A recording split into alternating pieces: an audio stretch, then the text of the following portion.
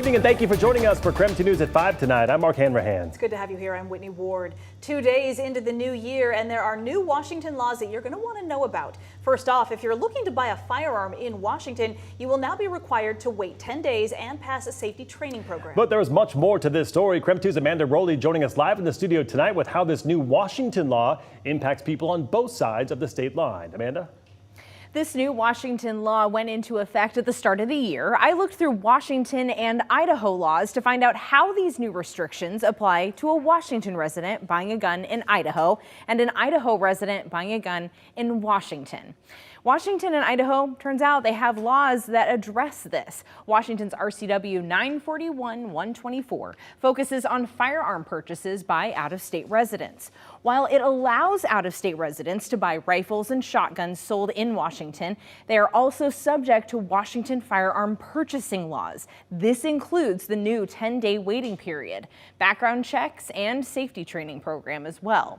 And if a Washington resident wanted to buy a firearm in Idaho, they would still be subject to Washington's 10-day waiting period. That's because Idaho law says out-of-state residents are subject to both Idaho purchasing laws and laws from the state they currently live in.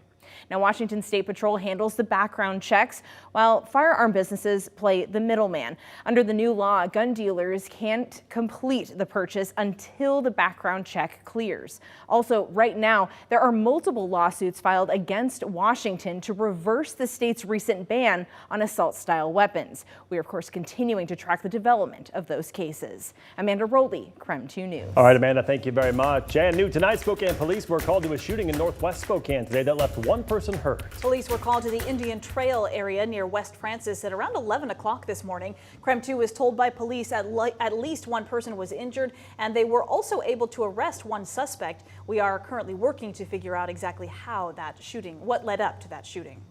And in other Northwest news, a former NBA minor league player was back in a courtroom accused of murdering a Western Washington woman in Nevada. Police say Chance Comanche admitted to strangling Marina Rogers, a 23-year-old medical assistant, to death on December 6th. Her body was later found in a roadside ditch. Comanche's former girlfriend also facing charges related to the woman's death and disappearance. Comanche is due back in court on February 8th. And now to a developing story out of southern Oregon. Several patients have died at a Medford hospital as a result of infections allegedly caused by a nurse who switched out the prescribed fentanyl with tap water. Officials say the nurse used water to cover up her misuse of the hospital's supply of pain medication. This is at the Asante Rogue Regional Medical Center Intensive Care Unit. As many as 9 or 10 people developed infections and died. At this time, no one has been charged with the crime. You can find other hospitals where this has happened and where Pseudomonas infection has happened as a result. So it's not just here.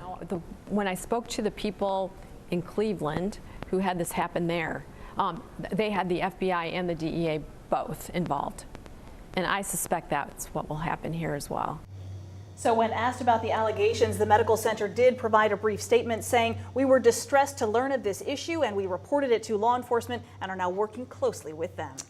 8 months after Spokane Valley City Council members were forced from City Hall because the building was sinking, they're returning to chambers for the first time tonight. KREM 2's Kyle Simchuk is in Spokane Valley tonight with the latest on the effort to fix that building. Well, this has been a long time coming. City Council members have not been able to meet inside their own council chambers here at City Hall for the past 8 months because a portion of this building was sinking. Now, those repairs, the city tells us, are nearly complete. There's still some exterior work to be done, but the building itself is structurally safe. Meridian Construction built the new City Hall in 2017, and the city is taking them to court. That trial is scheduled to begin this August. Tonight, City Council members will return for their first meeting of 2024. 2 new council members, Jessica Yeager and Al Merkel, will be sworn in, along with returning council member Tim Hattenberg. That ceremony will begin around 5:30. Tonight, council members will also select a mayor and deputy mayor. Tonight's meeting begins at 6 o'clock. We'll be keeping an eye on things for you. For now, reporting in Spokane Valley, Kyle Simchuk, KREM 2 News. And also happening tonight, the Coeur d'Alene City Council will be taking comments from the public about impact fees at that meeting tonight. You might remember the City Council voted to delay adopting a multi-million-dollar capital improvement plan back in November. That plan is focused on keeping up with growth in the area. So according to our news partners at the Coeur d'Alene Press, the amendments to impact fees being discussed tonight would clarify some exemptions and how the fees would be calculated and collected. The meeting starts at 6 o'clock this evening. It will be in the Coeur d'Alene Public Library Community Room. All right, let's switch gears and take a first look at the forecast that just does not seem to be changing as we kick off a new year. Yeah, let's get right to it with our chief meteorologist, Jeremy Legoo. But there is faith. I now have faith. I didn't have faith earlier, but now I have a little bit of faith. That's good. I'm sorry. Let's do the forecast. 37 degrees at 35 degrees as we man, I'm off to a rough start. Welcome to 2024, everybody.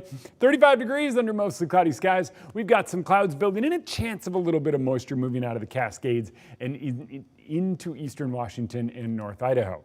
That best chance arrives early tomorrow morning, and I think it comes down as a little bit of rain and snow and a rain-snow mix down across parts of the Palouse, but hear me out. When it comes to here in Spokane, a few flurries are possible. Similar story over in Coeur d'Alene, but no accumulation is likely. Instead, what I think is more likely is that snow slow steady returns to the mountains a little later, and by Thursday, we're looking at the impacts of our next storm. I don't think that arrives until later on in the day. So for us, it goes like this. Light scattered rain and snow tomorrow. Highs still get into the upper 30s. Chance of rain and snow arrives late Thursday night. Chance of rain and snow Friday, a decent one. And by Saturday, we could just be looking at a decent amount of rain and snow for the entire inland Northwest.